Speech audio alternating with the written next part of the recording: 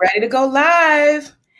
Hey, visionaries. This is Shalita, the nonprofit Easter O'Neill, and my mission is to help business owners and community organizers launch and revitalize nonprofits that will rebuild their communities. We're back for another hashtag nonprofit no filter discussion, and we're going to be talking about developing more equitable and just organizations for community impact. Y'all, we're going to dig deep into exploring anti-racist practices and processes that address white supremacy culture in both white and BIPoC-led nonprofits. Y'all not ready, but y'all better get ready for this conversation. Today, our guest is Dr. Alicia Nance. She is founder of She Who Learns. Thank you for joining us, Dr. Nance. Lita. Appreciate it. Look, y'all better get ready. I have the honor of working with her in a number of different capacities, and I've learned from her every day about racial justice, and also, more importantly, on a personal level, what that means to me and what do I need to unpack as a Black woman with that. So we're going to delve deeper into that. But let me tell you a little more about Dr. Nance. So she is a proud Southern diasporic Black queer descendant of enslaved peoples who fought for freedom in the global South, a memory worker, storyteller, racial justice and equity strategist, anti-oppression educator, cultural organizer, critical lover, and disruptor.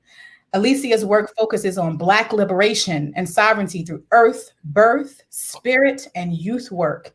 As a herbalist, doula, farmer, facilitator, teacher, and coach, Alicia is a daughter, a sister, an aunt, a cousin, a friend, and the wildest dreams of her ancestors, who believe She Who Learns teaches. Her work in education is rooted in her family's legacy as educators, organizers, and revolutionaries who leverage education to uplift and prove what is possible in their communities. Now you get a little bit more of what I'm trying to say about this woman here. All right. So Dr. Nance, and I can call her Alicia. I have permission because she's my sister. I prefer it. Thank you very much. Absolutely. Okay. All right. So Alicia, why don't you tell us more about the work that you do and what you're hoping that it will accomplish in the Black community?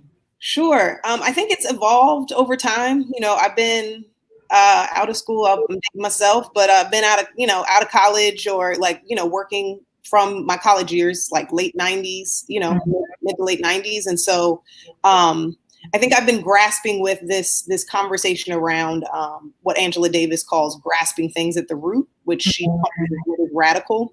And so, I went from working with BIPoC young people, more working within systems, reforming and resisting, and working with them in formal learning spaces focused on identity development, joy and healing, organizing and political education, really supporting their development of their intersectional analysis of their experiences with race, class, immigration status, gender, all of the things. Specifically, also their locatedness being Southerners in the US and part of the global South. Most of my work has been from Virginia down and across to Texas. And so really thinking about that locatedness in relation to the rest of the US. And that resulted in the starting of kind of She Who Learns later in my career. Mm-hmm. After that, I really shifted to thinking about what it means to reimagine and recreate, which is more outside of systems.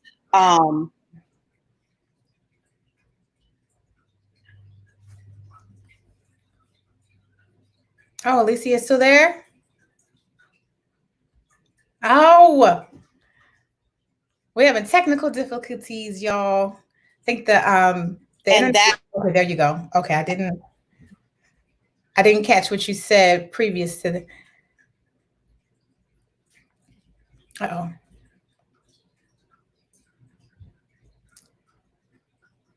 Uh-oh. Alicia?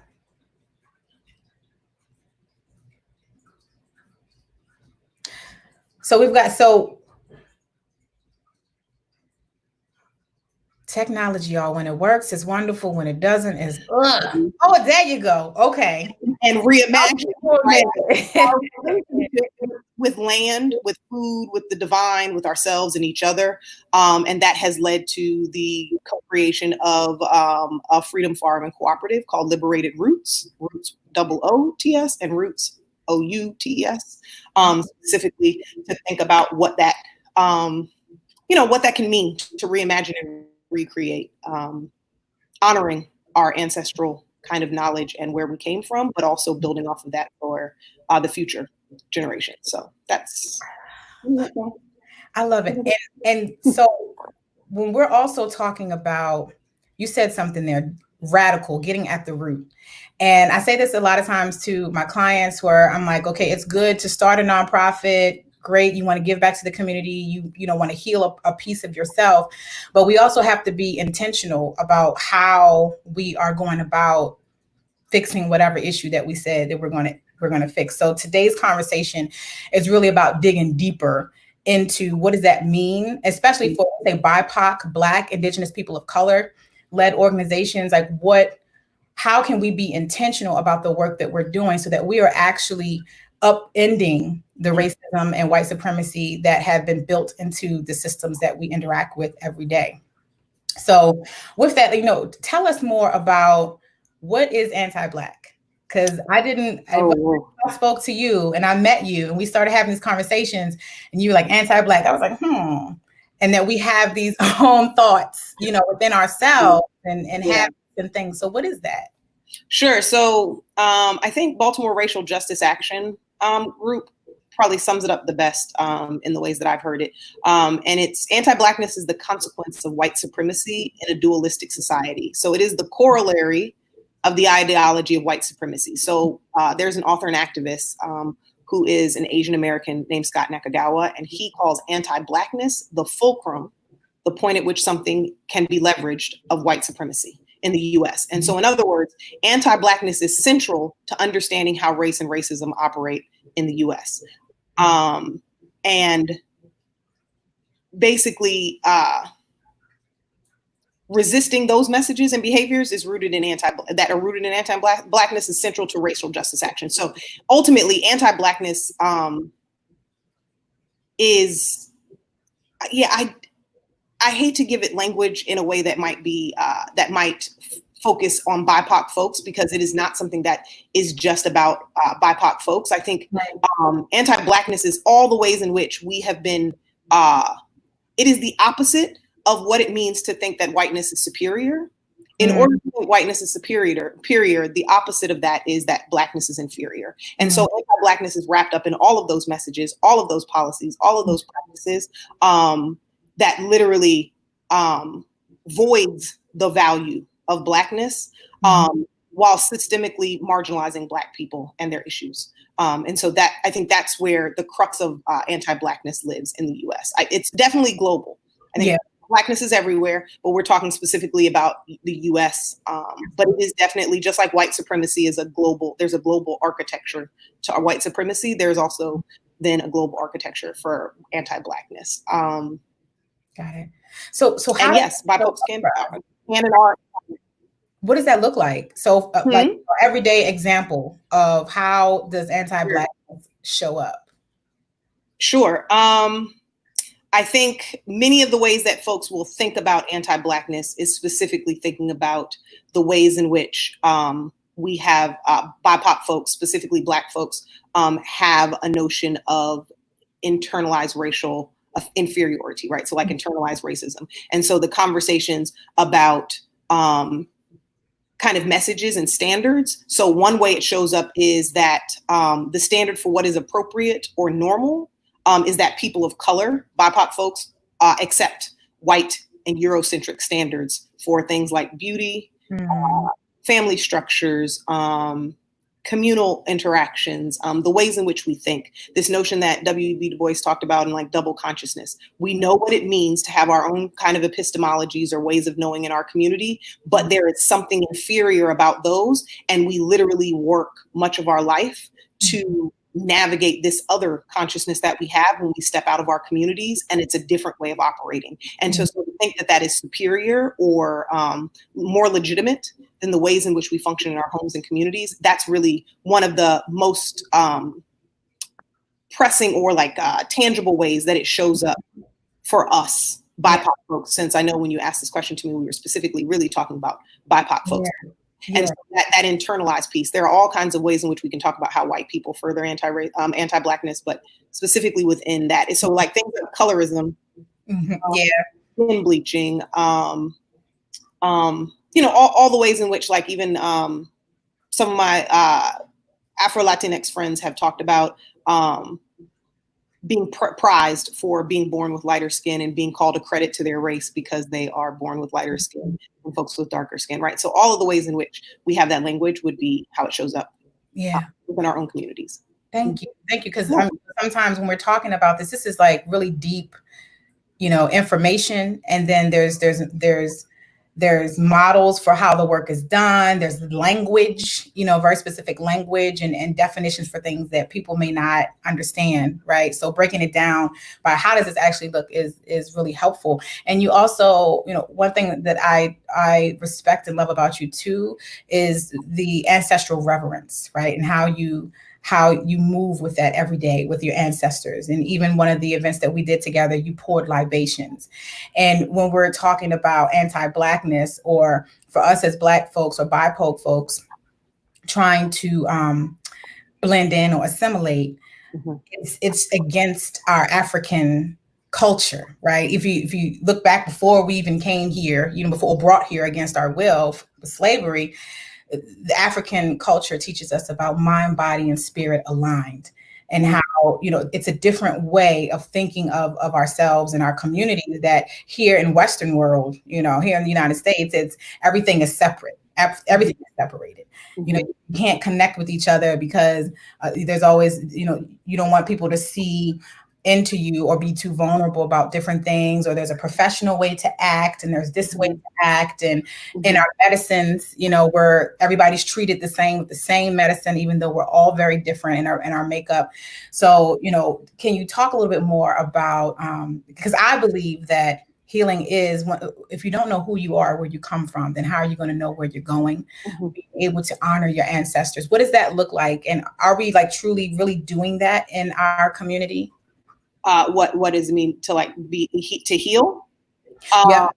Ancestral reverence too. Yeah. So for me, I struggle with, right, like I think first I think it's a reconnection, right? Like I think when we talk about racism, which I think is the prototypism in the United States, right? Like when we talk about the history of the United States and we talk about racism and the codified notion of what it means to be white, and how Ibrahim Kendi and Stamp from the Beginning talks about when the first kind of like settlers came to this country, when they unpacked their boats, they also unpacked their racist ideologies that they brought over from Europe, right? And so there are all these conversations about whiteness, and I want to say that healing for all of us, including people who've come to be known as white, is about a connection to things that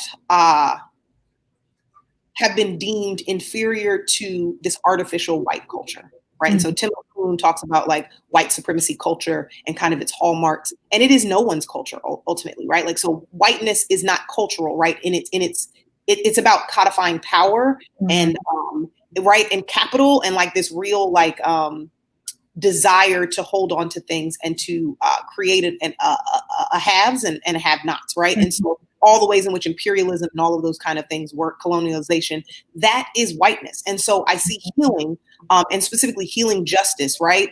As and specifically from the Kindred Collective, which really talks about healing justice, is a practice. It's really an all gender, all body, inclusive and accessible space for practice and receiving healing that is built in partnership with movement work, right? And sites of political action.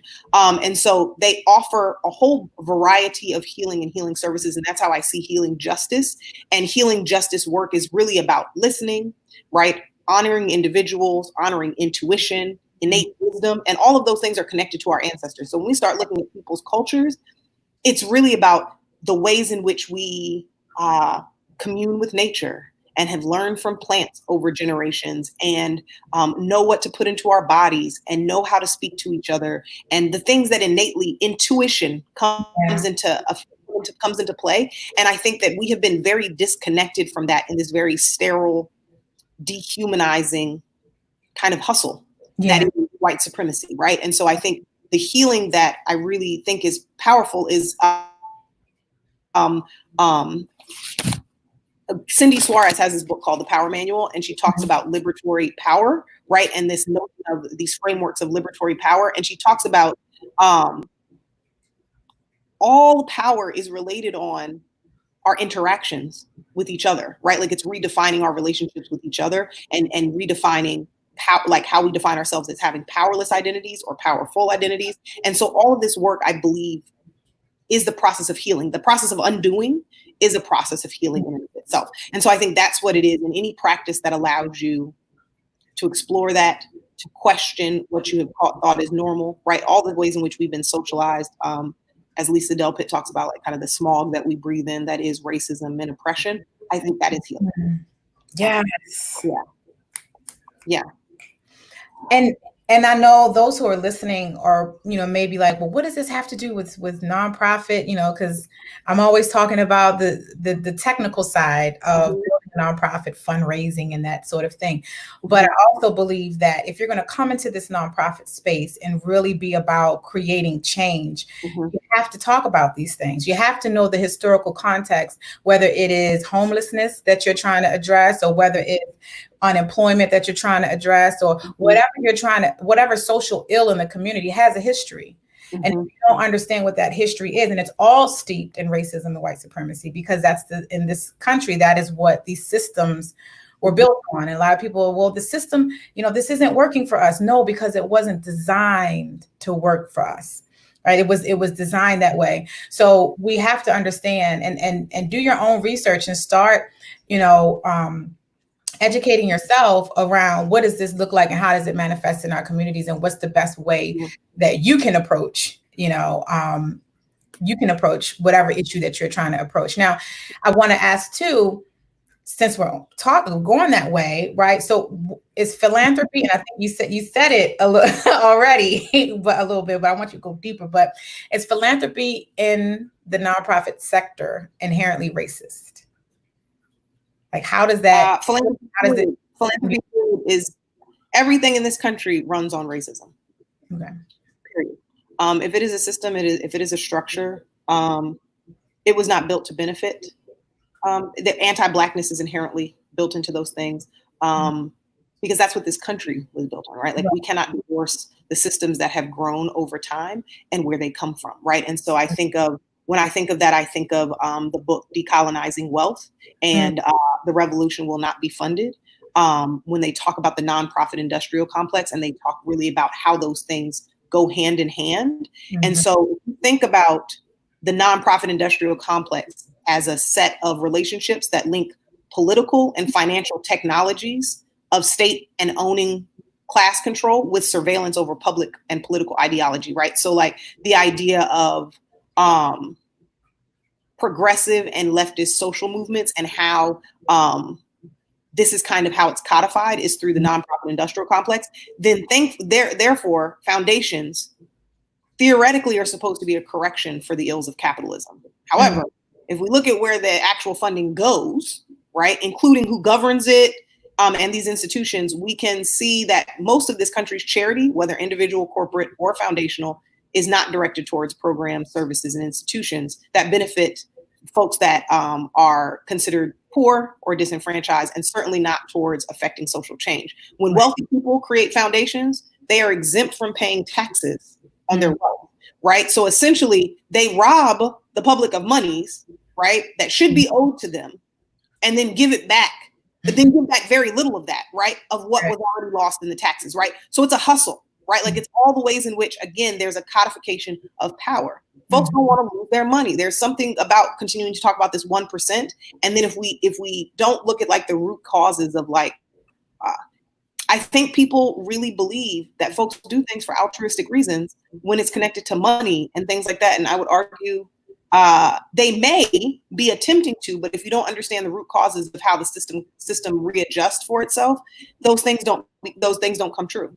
They don't become part of our material reality. And so, yes, I fully and wholeheartropy, and I'm not the only one. I'm not an expert in philanthropy. However, I do look to folks that are philanthropy experts and financial experts who literally say Absolutely, because if we think about anti-Black racism as the fulcrum of white supremacy, again, if it doesn't benefit Black folks, right, the Blackest of folks, all of our liberation is tied. And so if monies are not going to those programs, if monies are not going to those things, ultimately it is not fully helping everyone. And so, yeah, no, at this point, we have not gotten to the point. There are organizations that are, though. There are philanthropic organizations that are challenging this, right? Like, I think it's really important to think about the ways in which I'm always questioning how I know that I know something. What do I think is normal? How did I learn that this is the way it has to be? Because I believe that white supremacy makes us ahistorical and it truncates our imaginations, right? And so oftentimes I will think something is normal, right? Like, for instance, capitalism. People think it's so normal. There's a book, Sacred Economy, that talks about, look, capitalism is actually a relatively new development in our history in the world, right? But we think it's just the only way to, right, to have an economy. And so I think there is this real conversation about, there are people out there. Look, there are people who are wrestling with these things. There is, look, especially since we've been connected to the internet for the past decades, there you can find people who are doing this work. There are organizations like Solidaire, Funders for Justice, Edgar Villanueva, who's the guy who wrote Decolonizing Wealth, is doing Liberated Capital. But there are a lot of organizations that are literally naming that inherently the entity that they are involved with, the sector that they are involved with through philanthropy, is actively racist. And so, yes, if you don't understand that, I don't know, or if you don't help, I don't think everybody has to believe the same thing. But if you don't start to think about the different ways that potentially things like philanthropy are working on your organization and on you as an individual who may be leading an organization or responsible for organizational development financially, then it's difficult to maneuver, right? Like my dad always says, right? Like, you have to know the rules well in order to be able to break them and find the loopholes. And I think that is where, if we don't understand root causes, we're not able to do that. So absolutely. Yeah. Absolutely. Long answer for that question, but yes. No, but necessary, right? Because this is, again, it's deep. And we really need to be able to have these types of conversations to get to the bottom of it. I mean, I used to find myself, and I still do, as I started to really realize and see what was going on around me as it pertains to nonprofit world and philanthropy, how money is given and things, and not really being able to articulate it or have others that I could talk about it with. So, my history of running nonprofit organizations that I've started and really try to build them, within this whole nonprofit philanthropy is a racist structure, right? Not that I didn't get the support or get support that I needed or that helped me to move forward. But it was always, in relation to my white counterparts, it was never the same. It was almost, they would effortlessly get funding and get resources and get the confidence of folks. And I was always fighting, for my integrity and fighting to show people that, why are you creating these things about me or my organization? And there is no merit for it. Well, because there is that dynamic there. And I think a lot of folks don't even understand, or white folks, especially that make the decisions in those spaces, they may be not even conscious of how they treat us differently, right? Because even times I've been like, I have pointed it out, and it's like, like, why is there a difference here? Well, what do you mean? Like, they don't even take the time to sit and think. Some people do, some people don't. But then I also am thinking, a lot of the issues that are in our communities that we're trying to fix, the money that we get comes from people or from lineages and families that have perpetuated and created the very issues. They are now, like you just said, same thing with taxes. Okay, well, instead of paying these taxes, I'll go ahead and I'll give you a portion of the money that I would have paid for taxes, and but it's also I created this problem. I was a part of these issues that you're trying to fix. And so, but what I'm going to do is I'm going to make you compete for this money, right? And then put these different expectations on you for this money that I got from creating this situation for you in the first place. Mm-hmm. Mm-hmm. Like my mind. No, yeah. Edgar Villanueva talks about that I think it's in Decolonizing Wealth, when he talks about like doing asking funders and folks who are wealthy, who are then saying they want to start these philanthropic endeavors, to do a kind of family tree, a family history of where their money came from. Mm-hmm. And they ultimately, like we've heard it recently in the news, right? Like Panera and like Krispy Kreme, and they found out they have ties to like Nazism in Germany, and like all of these ways in which we continue to find out, right? Like that there continues to be, right? Like all the ways in which folks still have not extrapolated how enslaved peoples and slave labor, right, created the wealth of most of the institutions, right, like that we have here in this country. And so if you're talking about that, I don't think people really think about that. There have been folks who have. There was somebody, I forgot where I read it, but a woman who found out that somehow her family made money off of testing, like some of these illegal tests that happened back in the day. And so she decided that she's going to get, when she leaves, her entire kind of endowment or whatever it is going to be left. Oh, wow.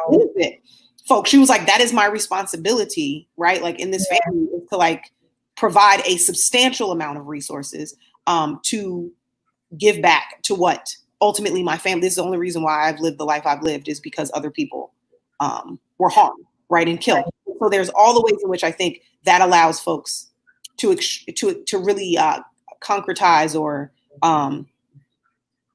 put a face to something that seems so removed, which I have no understanding of, but like generational wealth, right? Like when people are like, I am born and never have to work because something happened, generations ago. I think it's something important about humanizing something like that, right? Which doesn't. Yes. Yeah. And even to what you were saying too about just, as Black folk, we'll have people tell us that we need to get over certain things, or slavery was so long ago, I didn't do that to you. But the very same person that says that is the very same person that benefits from their family's money and what their family, the head start that their family was given, because this country and everything in it was built on the backs of Africans, right? And slaves. So, I just never understood it. I'm like, so you can acknowledge that, and are very proud, very proud of their family lineage. You're very proud of what, they were able to do and have, and then in the same breath say, oh, well, you need to get over it because historical context doesn't matter for you, when it's something that my family or my lineage has done to you, or something I have responsibility for in some shape or form. So, I think it's super important for us to be able to have these conversations, because if you are a nonprofit organization, especially, BIPoC-led, Black, Indigenous, person of color, okay, that is leading a nonprofit organization or thinking about it, you really need to think about these things and know the historical context of the issue that you're trying to tackle. And it may seem daunting and overwhelming too sometimes, because when we're like, all right, well, we know that the system is flawed and we need to create a new one or have a different one. But, how do we operate? Because right now listen, I have a foundation, and all of the funds that I get from my foundation comes from white organizations, right? White philanthropists. So I'm not saying, oh, well, screw them and screw the money, like I'm able to help young people more, and particularly because, again, the majority of the organizations that have been nonprofit organizations that are run by white folks, they disproportionately help people of color, right? So all of the issues and things that we are tackling in our communities, regardless of whether you're white or BIPoC, we disproportionately are working in communities of color, because historically that's how the systems are working. That's how they were set up to be, so I understand that I'm able to help in some way in my community because of the funds that white philanthropists give to me. But at the same time, I have a responsibility with the relationships that I have with them to also challenge them when, because you do have opportunities, especially when I tell my clients too, around the different types of funding and different types of foundations. You've got the traditional foundations, which are a lot larger. The opportunity for you to be able to connect with your grant, or the program manager who oversees your grant may not be there all the time. You may not, be able to build that type of relationship, that personal relationship where, you can have those conversations. Private foundations are a lot smaller, and, they tend to be the family foundations, have benefited, from how things are in the community. But at the same time, there's an opportunity to connect with them on a more personal level and to be able to share different things with them. Right. And if that makes sense, because I know people I've worked with who support me, we have that sort of relationship where, they might say something, well, I think Trump is draining the swamp, whatever. And I'm like, well, let me explain something to you.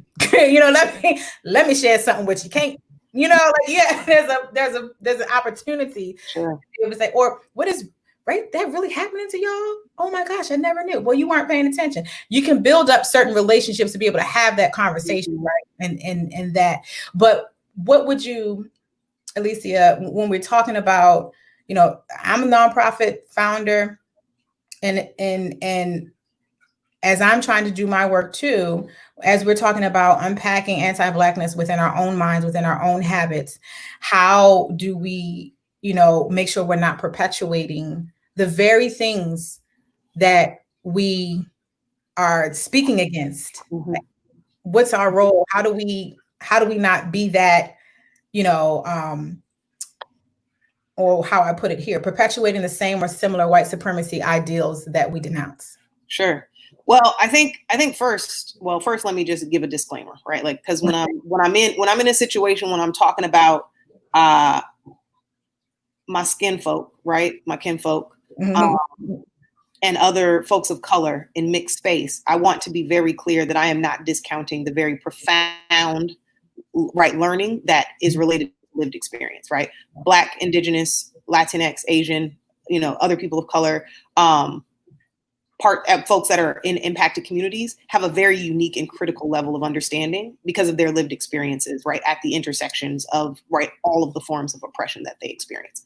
But there's also something to be said, and I hate to use but, and there's also something to be said, right, for the continual focus on the development of the practices and skills and strategies related to organizational and systems level change, that leads to the co-creation of more just and inclusive spaces. And so when I'm talking to Black folks, what I found in our social justice movement, like kind of construction in this day and age, is that oftentimes folks in impacted communities are held up as folks who don't have any more work to do on themselves.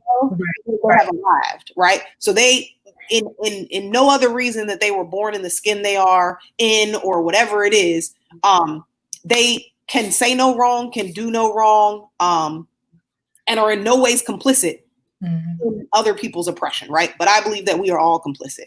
That is the function of how this works, right? Like, I am cisgender, and there are all the ways in which I want my trans folks to hold me accountable for being better, right, for them.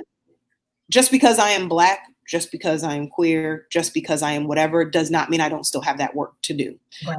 And so I think first I think BIPOC folks think, like, a lot of times, or I won't even speak for what they think, they are told that if you are the one leading the organization, there's no need for any equity work. There's no need for us to analyze our practices. There's no need for us to think about what we're doing and constantly interrogate ourselves. And so I think it's to acknowledge that we have this work to be done, and we have not arrived because we are leading an organization. If for no other reason, we have so much more responsibility to make sure that we are setting up very clear feedback cycles and loops, because while I don't like to talk about implicit bias, because I think it gives people too many detours out of their very real decisions that they make that negatively impact other people, right? Because implicit bias just makes it seem like it's all biological and nothing that we do is rooted in any of our own decisions. It's out of our hands when we do certain things, it's just because implicitly we just bias, right? That's not, I don't play like that. Right. However, biologically, it tells us that we all have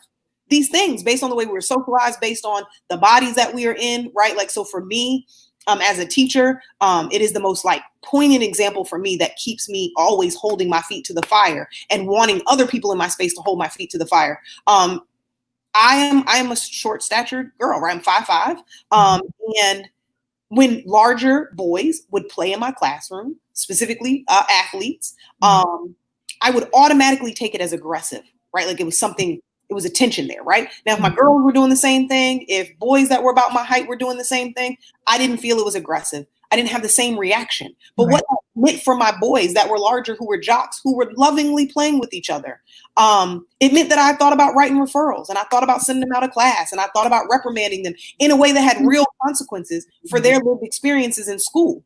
Right. I can talk about, I love all Black people and I love Black young people and all the things, but those actions did not demonstrate that and did not translate into actions that actually were loving for the young people who I had in my classroom. So I had to think, and I know I will always think that, right? My knee-jerk reaction will be to say, oh my gosh, it's about to be a fight. Something's happening because I see two larger people, right? Like in my space tussling. It doesn't have to be that. And so I have to make sure that I have something that pauses me between the time I think that and the time I act to provide me more clarity, right? And I think that's what we don't do when we're thinking about the ways in which we talk about folks' choice of dress, folks' the way they talk, whether they're being quote unquote professional, what it means to quote unquote be on time, and what it means to be a good worker, right? Like, or whatever the kind of concept that we have. We need to keep asking ourselves questions. Why do we believe that? Why does it make it so? How is this actually impacting somebody? And is it more about me projecting some things? Is this about respectability politics? Is this about the ways in which I was taught, right? As one of the talented 10th and all the kind of conversations that come into play? Is it really, right, based in the material reality of the folks I have around them? I don't think that we do that a lot because I think we get a pass. Something just to lead an organization. It is a great level of privilege to lead an organization because we know that BIPOC folks aren't leading organizations, right? Like they're not, right? Like it is a feat in and of itself to get there, but that does not mean that you don't have more work to do, right? This is not a destination, it's a journey. And so I think that is what it is. And then past that, it is really bringing people into the space who do this work, who strategically think about doing racial justice, gender justice, right? All the justice work, having them in your space to strategically talk about what are the structures and systems that we need to create? What are the metrics we need, right? I think Ashanta and all the things she does with evaluations and all the things, right? Really thinking about, do I have the language to name the root stuff? Do I have the language to interrogate my own stuff? And then do I have because I have the capacity and the leadership, right? I have the decision-making skills when I'm running an organization to rethink about the structures that I have there, right? Like boards are problematic. They're toxic as I don't know what, but we always have them. We don't think about doing anything differently with them, right? Like there's all kinds of ways in which we don't practice what we tell other folks to do, right? And I think that's where it comes down to it. But first we have to acknowledge it because I think that's where the pause is for us, that we don't have conversation and we don't have space, right? It's always, we're in mixed spaces. We need spaces where we can talk to each other, BIPOC spaces, but also spaces that are Black, spaces that are just Indigenous, right? Or just Asian, spaces where we can really talk about stuff without having to put on airs or have to worry about other people's feelings so much, and kind of let it all hang out so that we can really capacity build and skill build in the way that we need to. I think we are stagnated often as impacted communities because we're always doing the work. We're instead of, which seems like it's outside of us. And so I think that's where organizations need to start.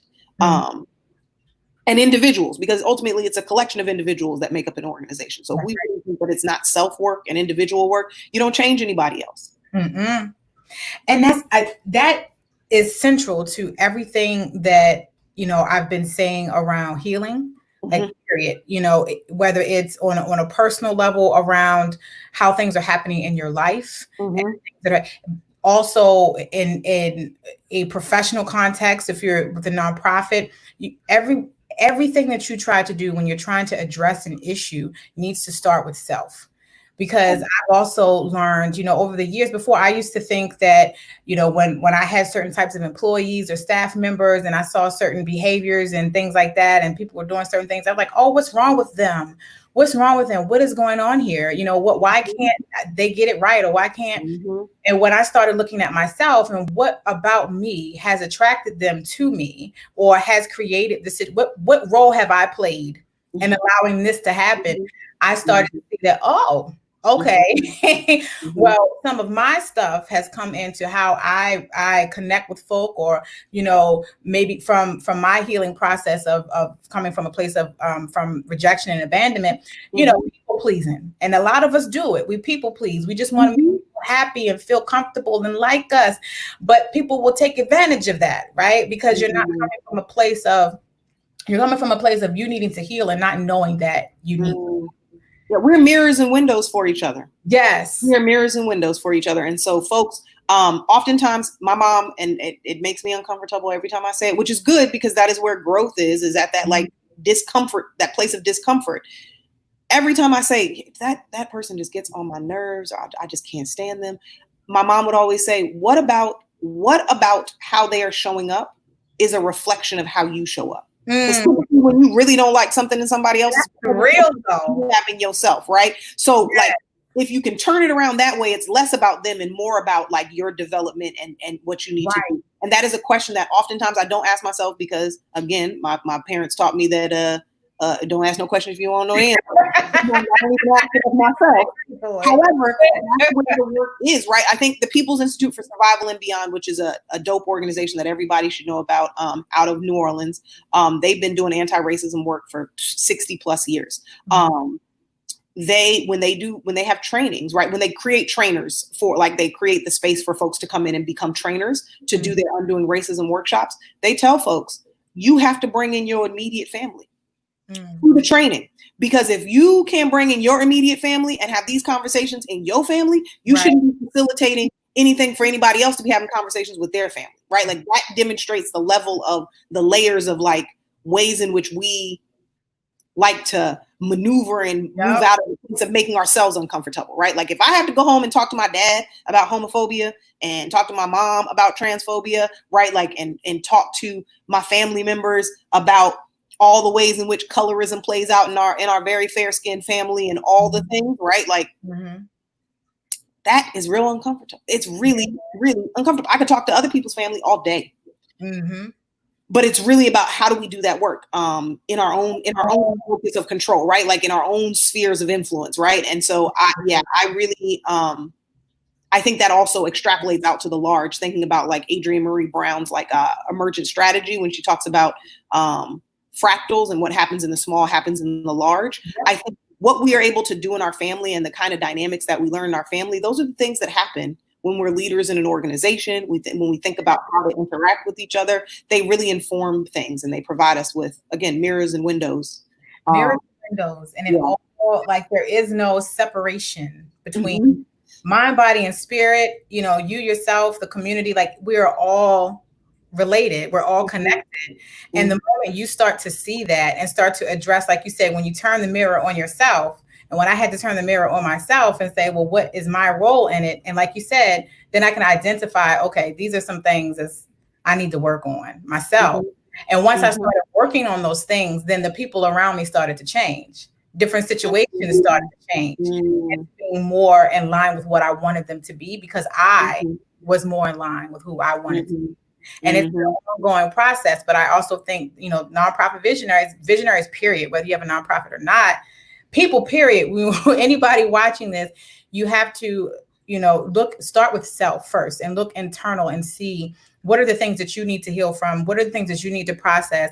Because I always say that no matter what you do, it's who you are right now, and those things that you may not have acknowledged are going to manifest in every single wherever you go, you are. Wherever you go, it's going to be. Like, you don't leave that stuff anywhere, right? So like, what you bring all that with you, and it manifests in spaces. And so your leadership, if you're trying to say, oh, well, this is my workspace and I'm being a leader here, all the stuff shows up, all the things show up, right? And I think having space and time to do that, though, that's the one thing I will say about like BIPOC leaders, right? Is that also we don't have, a lot of us have been surviving for so long. When you're surviving, it's a luxury to be able to step back and analyze why I'm doing the things that I'm doing and all that, right? Like, that is a luxury. And so I hold that tension around, right? Like, I don't have expectations that folks are someplace or have gotten so far, but just the expectation that we accept that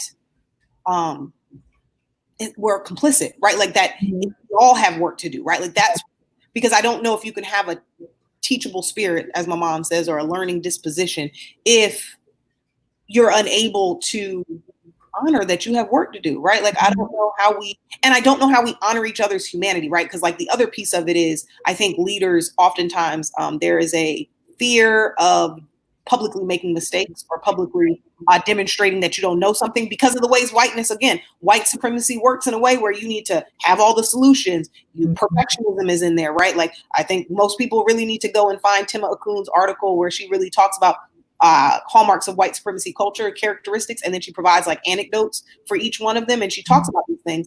And so we function that way, right? Like most leadership trainings and paradigms come out of that, right? Still come out of a white supremacist frame.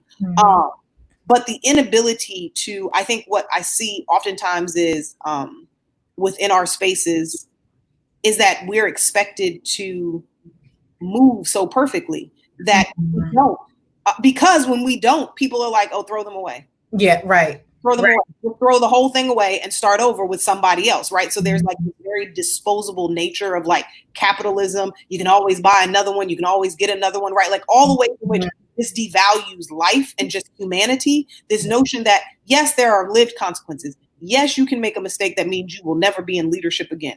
It does not mean that you're not valuable, though, right? And you cannot learn and you cannot provide an example of what that means to stand back up, right? Like I think when we talk about transformative justice, right? Like there's this notion of like, yes, I need to own what I did. I need to own my responsibility, right? I need to also think about what does that mean for systems change and like showing that so that other people don't go through that. And so I think oftentimes BIPOC leaders are in such a precarious positioning, right? Because people are looking at them. There's all the ways in which they are representative for all the people that look like them. Right? Like there's all the ways that plays out where they don't get to be individuals or make consequences. Yeah. And it's such a precarious positioning that I want to honor all of that and still say we do still need to be able to have those conversations and be able to hold ourselves accountable for that. It's the and both. So yeah. So I want to take a moment just to check in the comments, and a couple people have given shout outs here. So we've got the Startup Genies just saying hello from Las Vegas. Hey, if you're still with us, how you doing? Hey. Just want to say hi. And we also have Ellie just joined in from Dallas, Texas. Hey, how you doing? Thanks for joining us. And then, of course, we got Carmen. She said reparations. Okay, Carmen. Okay. Of course, it would be Carmen doing that, right? Of course, she good. And she wants to say, you two look pretty. Thanks, honey buddy. CB, we work with CB. She's our sister, too. So, and Juanise said, yes, it is. She was agreeing to something that we said. And thank you, Juanise. That's one of my clients. Thank you for joining, honey bunny. Chris said, interesting. And I think this is when we were, really talking about the dynamics with philanthropists and then, how they give, but coming from a place of they're giving back to the same issues that they've created. And then Carmen says, the awakening of historical racism is here, and it's certainly trickling into NPO, nonprofit organizations and business. In a perfect world, how would an awakened society look in nonprofit and business? Oh, that's a wonderful question. I think there are, again, going back to that white supremacy truncates our imaginations and makes us ahistorical. I think that there are oftentimes ways in which we have seen small scale solutions, right? Like community solutions for things. When I think of like Fannie Lou Hamer's Farmers Cooperative, right? Like Farm Cooperative in Sunshine, Mississippi, right? And all of the ways in which they talked about, right? Like there have been times when there have been skill shares. There have been, right, communities that have functioned completely differently, closed communities that have ultimately been obliterated, right? For all the reasons of why they exist. I believe that we have examples of businesses functioning in different ways. Again, when I talk about examples of philanthropy looking differently, there are organizations like Solidaire and Funders for Justice who are providing models that are challenging our current models. I would think that there would be examples out there. I can't think of any off the top of my head because I think also what happens is because we're not interrogating ourselves, we come out and we think it's something new, and then we end up right back in the same position. Yeah, right. Right. I know it's been a challenge for me, right? I'll be thinking I'm doing something and I'm liberating something. And then my young people will be like, yeah, no. For us, because you took up too much space, or right, like your presence in the room means that we young people can't be free because you're an adult and your body in our space makes it different. There's all the ways in which I still haven't interrogated something. So I believe that there are examples out there. I also believe that's the beauty of collective imagining, right? Like, we can't put language to it right now, but that's the beauty of being able to reimagine and recreate together. Listen, and so, and I know when we talked before we went live, and I was like, okay, we got to say this. I know we only got a few minutes, but when we talk about, okay, and I know it's a long conversation, right? So I ain't looking for an answer, but when we talk about getting free, right? Getting free, Black folk, right? We getting free. But you also said something about you are an herbalist, you're a farmer, right? There are very distinct things that we should be able to do as individuals and collectively when we talk about freedom, right? When we talk about our food, when we talk about just the basic necessities of life, we should be able to do. And we have, to a certain extent, in our modern day, been coddled. And things have been easy. You go to the grocery store, you can go get your food.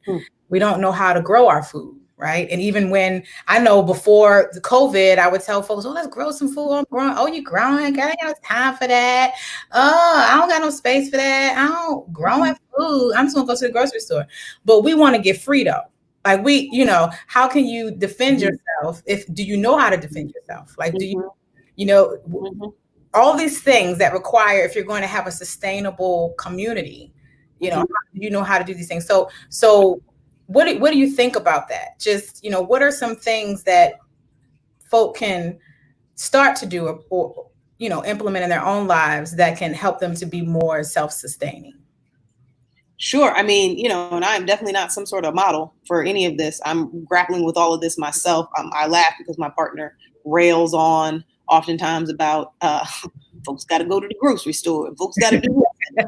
I can go outside and not just clip my herbs. He's a farmer as well. So I just go outside and I clip my herbs and I come in and I cook my meal. I have my chickens. I get my eggs from there, all the things. So he has created an environment in which he is able not only to grow food and provide for his family, but also provide a model for other folks to think about doing that. But I think in the oppressive structure that is our world, right?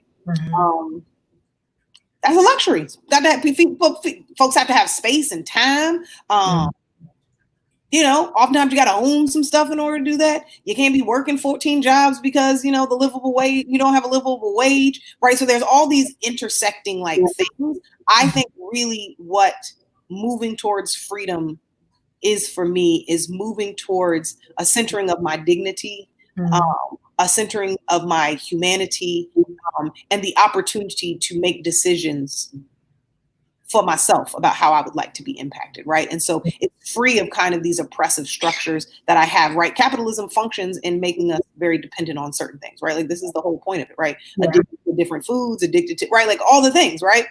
So it's about not having to that connection, that unhealthy connection to things, but that's also an unhealthy connection to people, an unhealthy connection to ideas, an unhealthy connection to all these things. I think that is what moves me towards getting free. So I think there are the transactional things, right? Like being able to grow food, being able to can and preserve, being able to defend ourselves, being able to facilitate the learning of our young people, right? And each other, being able to determine when a child is removed from our homes and all the things and not being surveilled, and being able to drive down the street and get home safely without having to worry about all those things. But it's also about the ways in which we're able to think about ourselves without limiting ideas, right? Like, so the fact that I wake up every morning and I have to read mantras to remind myself that my hair is beautiful, to remind myself that my skin is beautiful, that is also not freedom, right? Like I need to be able to wake up in the morning and be able to just tell myself that because it's true. It's just all of us, right? And the limiting ideas that I have in my head, the absence of those is freedom for me. I think it is defined differently for everybody because, again, I'm able-bodied, and I think about my friends who are not, who are differently abled, and their idea of freedom, right? And so there's all the kinds of ways in which we define freedom and have varying degrees of freedom and what we want. But it's the ability to define that for yourself. Yes. Look, Dr. Nance. Okay, y'all. No, talking about pontificating on some stuff. Child, just a regular, everyday person, right? No, you're not. You said pontificate. No, you're not. Just struggling every day. I know we only have a couple of minutes left, and I really did want to get to the theory of transformation. Oh, yeah. Getting to, what we were saying before about understanding where you fit when it comes to impact as a because we're talking to nonprofit visionaries or people who are looking to do that, for you to be very intentional about how are you going to, where do you fit in when it comes to addressing issues in your community, and not just addressing them, but really alleviating. We're trying to eradicate a lot of these things in our communities. But can you tell us about what is the theory of transformation? Sure. So I love to elevate, right? Like the knowledge and work that other people have done, because I believe in the power of networks, right? Like knowledge is co-created. It is something that requires people to wrestle with each other and really like bounce ideas off of each other. So you'll have heard me say many books today and all like different people that I really look up to. They help me continue to push myself. And that theory of transformation comes from Spirit in Action, which is an organization that says they're working to create a positive future grounded in the values of equality, peace, and justice for all through the development of effective leaders, support of organizational sustainability, and building of cohesive networks, and catalyzing of transformative social change. So they came up with this theory of transformation. And while there are some problems with it, right? It's a circle, and they talk about, it's got 4 kind of quadrants, and it's either, like you're thinking about how these things are interdependent and how they are also different, right? And so it's reform, which is working within the current system, resist, which is working on the current system, recreating, which is generating new systems, and reimagining, which is conceptualizing new systems. I think it's really important for folks to honor where they are. I think there's a lot of co-optation, like people are co-opting movement language right now, right? So people want to be radical, people want to be anti-racist, people want to be all these things, right? And I think it is very important to be clear on what you are and are not trying to do. You are reforming because you believe, and all of the work is important, right? But it is different work, right? Like if you are not trying to create the Underground Railroad, right, 2.0, and like people, right, to that level of freedom where they are outside of the system and building their own communities that, right, are not being, right, like surveilled and all that stuff. You are doing something else. You are reimagining. You are recreating. But if you are reforming, which is where much of my work lives, even though I don't want it to, but that's where many of the are, right? Where I'm working within schools and I'm working with teachers in the current school system. Call it what it is. Let's not say that we are building new systems when we're actually working in the system, and we are working in it to create change, but not to dismantle it, right? Like let's like honestly, and some of us are, right, like working to dismantle it in some ways, but like let's just name what we are doing so that we can actually measure what we're actually doing, right? It's difficult when people, because there's these aspirational things, right? Like we have the goal of like what we want to be and who we want to be in this world, and then who we actually show up at like every day. Right. And there are larger gaps in that and smaller gaps in that. And I think it's really imperative for nonprofits to be very clear on what am I doing now? Not where do I want to go? We need our aspirational stuff, but we definitely need to be able to name that right now I am just trying to make it better for Black babies in schools. These schools currently. Right? There are other people out there thinking of new ways of schooling. I, on the other hand, am working with teachers right now. Right. And that is enough, right? Like that is enough. That is work. Yes. And it is important and valuable work. But I think because we think that it's got to be a certain way and we have to have certain language attached to it, we got to be radical, we got to be revolutionary, we got to be new Black Panthers and all these things that we undercut the work that we're doing by talking about the work that isn't what we're doing, right? Right. And I listen, y'all, I cannot, and I cannot end this on a better note than with that. Be who you are and understand and acknowledge where you are, understand where you want to go, but know where you are and know that all of it is important. All of us, every aspect that we, that we're taking, whether you're on the front lines with a part of protesting or the unrest and you're out there, taking bullets, rubber bullets, all kinds of, whether you're on the front lines in that way, or whether you're working within organizations, or whether you're working directly with people in the community, whatever it is that you're doing, we all need each other. It's a movement. Because all of us are moving together, right? So thank you, Dr. Nance. Okay. Now, if you want to get in contact with you, because the intersectionality of all of who you are and all of what you offer, so many different things, and I know people can relate to those different pieces. How could they contact you? How can they reach out? I would love for folks to go to my website, shewholearns.org, and you can contact me there anytime. I want to get in contact with people. I believe that will continue to sharpen who I am, because I am learning and growing every day. So this is not at all the definitive on anything, just my humble thoughts. And I'm to you. Yes, absolutely. And I got every day. Okay. I love how humble she is though, but Dr. Nance, youtubebomb.com. So all right, y'all, if you like this talk, if you got something from it, subscribe, like, share.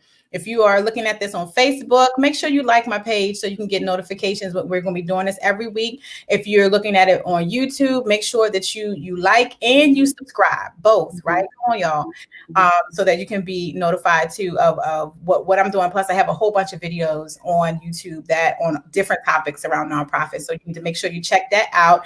And if you need one-on-one nonprofit coaching, reach out to me, ShalitaO'Neal.com. Absolutely. Make sure you book your consultation, your 1-hour consultation. All right. Because if you're looking for, you want some results, you want somebody who know what they're talking about, but who gonna be real with you, and hashtag nonprofit no filter. Make sure you reach out to me. Next Tuesday, July 28th at 12 p.m. Eastern, we're going to be discussing wealth building in the Black community and how it can support Black-led nonprofit organizations. Okay, and our special guest is going to be Jamie Wooten, who is the executive director of Collectively. And let me tell you a little bit about Collectively. So it's a place-based social change ecosystem using an asset-based framework to focus on racial equity, narrative change, and social connectedness. Their mission is to end the fragmentation and duplication of programs, to learn from and about each other, and to be a resource for the greater Baltimore community that seeks to find, fund, and partner with Black social change organizations. So make sure you join me next week. But until then, y'all, you know what I say. One other thing. If you have any need to your nonprofit, or a nonprofit who really is looking for anti-racist practices and support, please reach out to me. I have a deep network of folks who are doing that work, and would love to connect folks to folks that are doing that work, because there are a lot of folks out there doing that work. You are not alone. It's not something you have to figure out on your own. There are a lot of people doing that work. So I would love for people to connect with me, just so I can connect them with others too. Thank you, Dr. Nance. Thank you. So with that being said, until next time, be real, have fun, and y'all better make sure you get some results. See ya. Bye.